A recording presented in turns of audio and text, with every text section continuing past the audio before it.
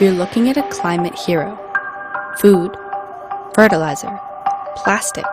This green machine can do it all. We're on the verge of a revolution. It even sucks CO2 out of the atmosphere and reduces the methane in cow burps. Oh, and you have it to thank for all life on Earth. So what are you looking at?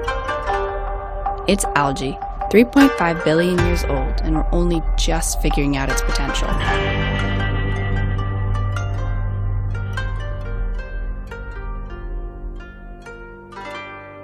It all started long, long ago.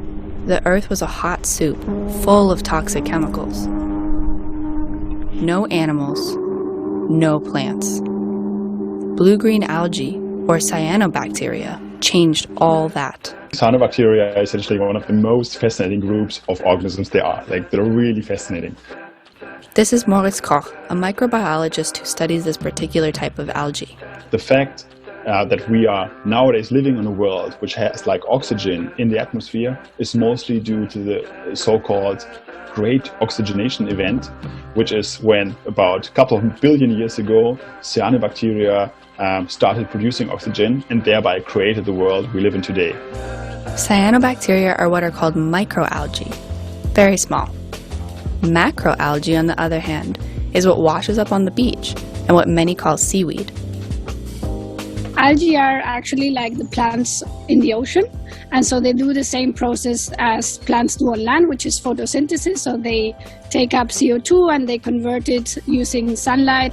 This is Mar Fernandez-Mendez. She's a marine ecologist studying how algae capture carbon and impact the whole marine food chain.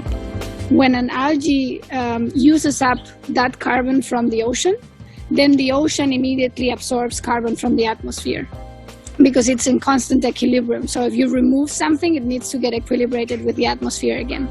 Ocean algae absorb 1/4 to 1/3 of global CO2 emissions every year. But all algae do this, even if they aren't in the ocean. So no matter what it's used for, growing algae captures CO2. And humans have been using algae for thousands of years. Indigenous peoples from the Americas to East Asia are the original seaweed farmers. Seaweed was even mentioned in the oldest known Japanese poetry. From Ireland, a type called Irish moss is used worldwide as the food additive carrageenan. Algae also helped people there survive the Great Famine of the 1840s. Today, algae aquaculture is most well developed in Asia, where it makes up a large part of the cuisine. It can also be in toothpaste, cosmetics, and medication. Growing algae for these products captures CO2, but greenhouse gas reduction is not the main aim. That's about to change, because using algae as animal feed, fertilizer, and bioplastic also diverts emissions from polluting industries. Its impact is effectively doubled. Let's talk about plastic. Some algae naturally contain and produce a bioplastic called PHB. It can replace polypropylene, the second most widely used traditional plastic. In this landmark paper, Moritz and other researchers modified blue-green microalgae, or cyanobacteria, to produce more of it. Using some metabolic engineering techniques, we were able to increase this amount from 10% to more than 80%. So we really created almost like true bioplastic bacteria, which consisted mostly out of bioplastic. PHB disintegrates under normal household compost conditions and releases no pollutants into the environment, unlike other bioplastics. And we already have the infrastructure to produce it. You could essentially already use the existing technology for producing different cyanobacteria, not just for food consumption like spirulina, but also for the production of bioplastics, for example. Aquaculture technology can also be used to grow macroalgae, and one type has a truly amazing property.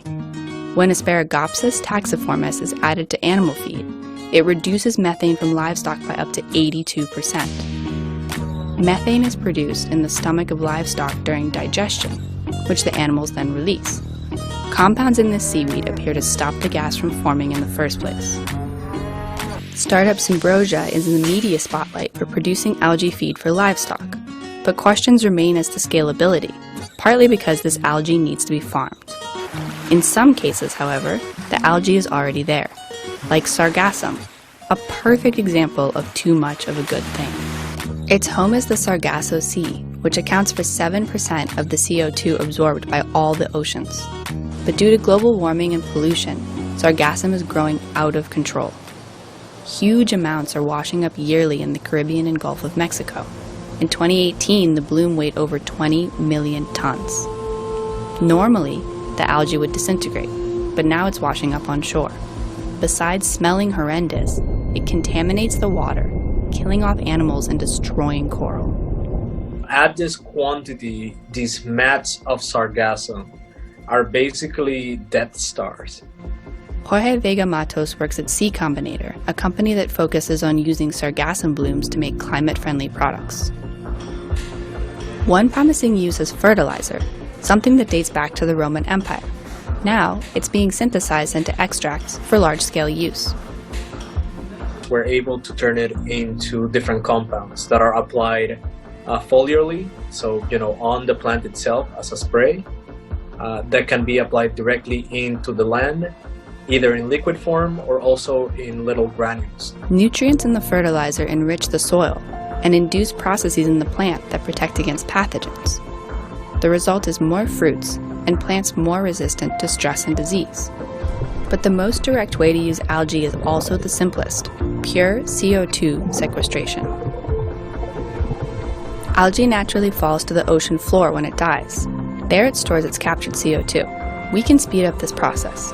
If we want to enhance the amount of carbon that is actually sequestered by this sargassum, in this example, then we would actively need to, bail it, compress it, and actively sink it. This means adding weights or using a pump to send it to the bottom of the ocean. A recent study found that global agricultural emissions could be offset by using 2% of the ocean to farm and sink seaweed. So why haven't we been doing this already? The most widely farmed macroalgae, kelp, only grows attached to something. Some kelp farms are making headlines for sinking algae, but on a large scale it would require a lot of infrastructure.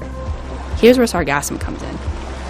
If you have a macroalgae that can grow everywhere, floating in the ocean like phytoplankton does, but can sequester that carbon with a way higher efficiency than phytoplankton, then you have a winner, and that's sargassum. The technology to collect sargassum is already in use in affected areas, like Mexico. And people from a seaweed startup in the UK to the Mexican government are working on making it more efficient. This is not just something that people like me, biologists should be looking at. This is something that the whole society should be looking at. The missing piece is funding. So with the growing attention on algae farming as a climate solution, incentives to support CO2 capture need to be ramped up as well. It's time to expect more than just seaweed snacks.